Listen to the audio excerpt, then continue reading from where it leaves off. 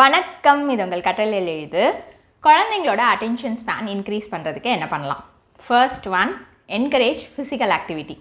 முதல்ல முக்கியமாக நம்ம பண்ண வேண்டியது அவங்களோட எக்ஸஸ் எனர்ஜியை நம்ம ட்ரெயின் பண்ணணும். அவங்களோட எக்ஸஸ் எனர்ஜி எல்லாமே ட்ரெயின் ஆகிட்டா ஆட்டோமேட்டிக்காக அவங்க ஒரு விஷயத்தில் கான்சென்ட்ரேட் பண்ணி உட்கார ஆரம்பிப்பாங்க.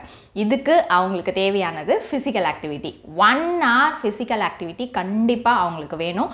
அப்படி பண்ணும்போது அவங்களோட எக்ஸஸ் எனர்ஜி எல்லாமே ட்ரெயின் ஆகிடும். அந்த 1 hour ஃபிசிக்கல் ஆக்டிவிட்டி பண்ணிவிட்டு வந்து ஒரு விஷயத்தில் கான்சென்ட்ரேட் பண்ணி உட்காரும்போது அவங்களுக்கு ஃபோக்கஸ்டாக இருக்க முடியும். Second one, create a structured routine. எப்போவுமே ஒரு ரொட்டீன் ஃபாலோ பண்ணுறதுக்கு அவங்களுக்கு நம்ம கற்றுக் கொடுக்கணும். இந்த ரொட்டீன் ஃபாலோ பண்ணும்போது என்ன ஆகும் அப்படின்னு பார்த்தீங்கன்னா, அவங்களுக்கு இந்த டைமில் இதுதான் பண்ணணும் அப்படின்றது ஏற்கனவே மைண்ட் செட் ஆகிடும். அதனால் ஈஸியாக அவங்களுக்கு ஃபாலோ அப் பண்ண முடியும். Next, break task into smaller parts.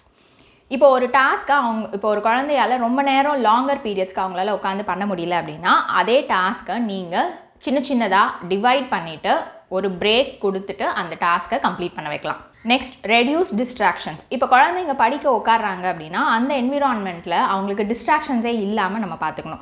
இப்போ பார்த்திங்கன்னா வெளியிலேருந்து சத்தம் வந்தனா சில குழந்தைங்க டிஸ்ட்ராக்ட் ஆவாங்க. வெளியில் பக்கத்தில் வேறு குழந்தைங்க விளையாண்டுட்டு இருந்தாங்கன்னா டிஸ்ட்ராக்ட் ஆவாங்க. அதே மாதிரி டிவி ஓடக்கூடாது, மொபைல்ஸ் எதுவுமே பக்கத்தில் இல்லாத மாதிரி பார்த்துக்கோங்க. இப்போ மொபைல் ஃபோன்ஸ் எல்லாமே பக்கத்தில் இருந்தால் கூட அவங்களுக்கு அதை எடுத்து பார்க்கணும் அப்படின்றது தோணும். அதனால் எந்த டிஸ்ட்ராக்ஷன்ஸும் இல்லாமல் அவங்களுக்கு அந்த என்விரான்மெண்ட்டை செட் பண்ணி கொடுக்கணும். Next, use positive reinforcement.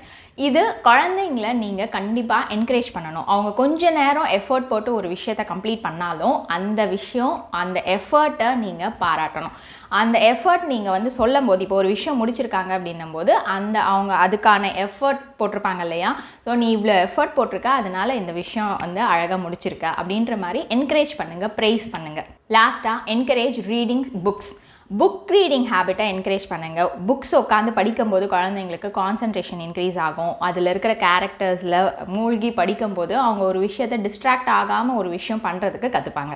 Remember, ஒவ்வொரு சைல்டும் ஒரு மாதிரி அவங்களோட லேர்னிங் ஸ்டைல் டிஃப்ரெண்ட்டாக இருக்கும். அதனால் நீங்கள் குழந்தைங்களை அப்சர்வ் பண்ணி அவங்களுக்கு என்ன தேவையோ அது மாதிரி நீங்கள் கைட் பண்ணணும். நன்றி, வணக்கம்.